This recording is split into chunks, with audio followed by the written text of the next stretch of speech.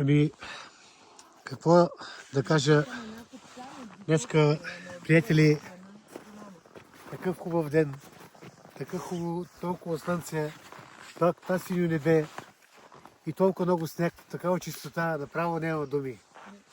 Това е един уникален, всички го видяха и го разбраха. Това е един изключително красив връх и много панорамен. И поздравявам тук специално Гергана Искрева, Лазар, Танчето. Те преди малко, елате момичета насам към мен. Тук беше Дочка Димкова преди малко, но тя тръгна надолу, че тя малко бързо изстива. Така че най-важното, което искам да кажа е, че днеска Мечитата посрещна без вятър, с много слънце, с много сняг и беше много красиво и просто гледката е уникална.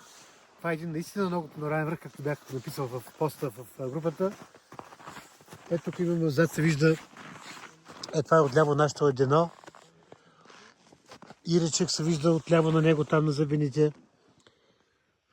Ето пред нас точно е Мусала с метеостанциите се виждат отгоре. Това са скакавците. Това цяло тук е Тиха рила.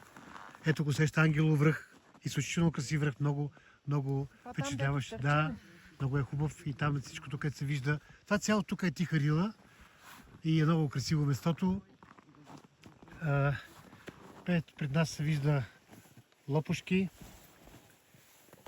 Зад него по-така надясно са Калидите, Базов връх, Отовица. Това тук цялото периметър, където се вижда, това е отзад е Кабул и Малък Кабул. Това цялото е района около Рилските езера. Така че гледката е просто уникална. Дълното е Витоша. Оттам дойдохме. Долу се вижда село Говедарци, където е Буса.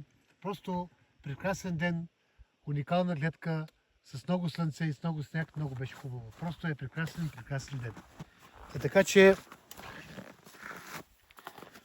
дай Боже, пак да дойдем и с още по-хубави гледки, с още повече сняг и така.